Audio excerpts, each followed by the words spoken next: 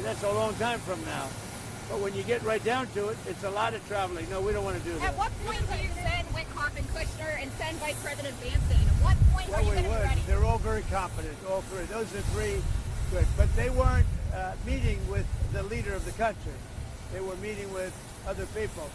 And I said, we're just not going to do it. Too much traveling, takes too long, too expensive. I'm a very cost-conscious person. Mr. President, you said this week that you're not a fan of prediction markets and that they're turning the country into a casino. But at the same time, Did you say I'm not? That you're not a fan of prediction markets. Well, I don't know. I know some people that are very smart. They like it. They disagree, but they like it. But what would you like to know? Who are you with? I'm with Decrypt, a crypto-focused publication, and we also have a prediction market.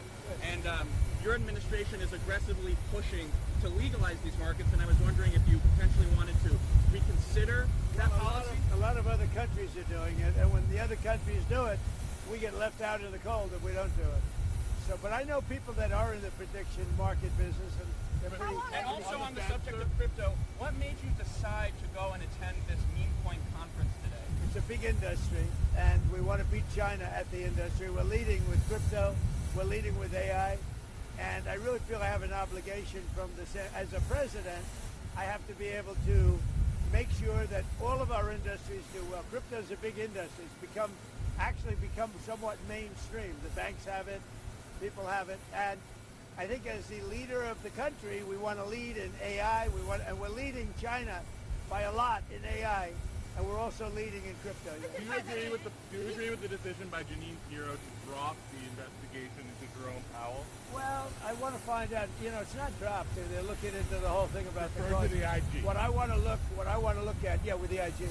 What I want to look at is how can a building that I could have done for $25 million cost $4 billion? That's a big thing, and he was in charge. So we'll get to the bottom of it. Yeah, I think Janine is fantastic. And she worked with other people on that. I tell you, I want to find out.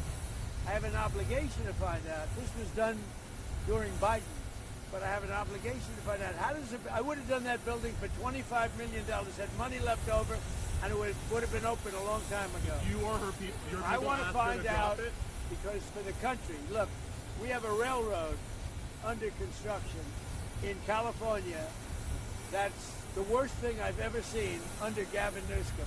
And I want to find out why that one is costing 20 times what it was projected to cost. Likewise, the Fed building is a small... I built the hotel in Washington, the Waldorf Astoria. I built it for $201 million. And I believe it's bigger than the Fed building. And you have bathrooms, you have a lot of... it's much tougher, much more expensive to build a hotel than an office. I want to find out how can a building of that size cost for whatever it's going to be. Nobody knows, by the way, what it's going to be. Kevin is going to be fantastic. Kevin Warsh. He may never get to be in that building. Is it smooth sailing for him now? Will Tillis drop his block? I would imagine it's smooth, but whether it is or not, somebody has to find out why that building that should have cost $25 million is costing billions of dollars. What else? And you know why they have to find it out? For other buildings, because that's not the only one.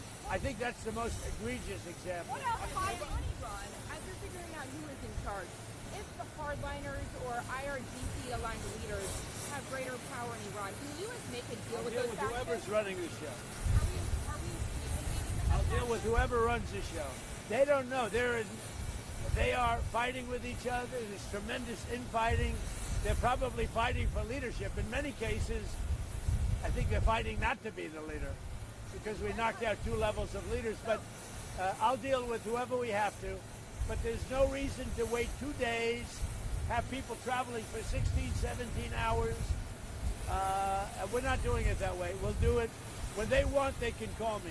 We have all the cards. We've won everything. We have all the cards. Yesterday you said to Reuters that we're dealing with who is in charge now. What changed from yesterday to today? Nothing. It's just that they gave us a paper that should have been better.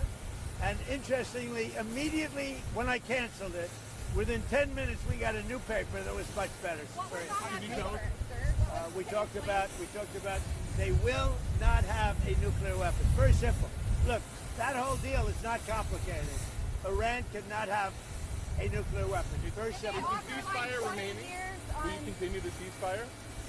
Haven't even thought about it yet. Did they offer anything in return to 20 years of suspending enriched uranium? They offered a lot. What but did they offer? They offered a lot, but not enough. Thank you. Will Kevin Warsh be Fed chair in May, do you think?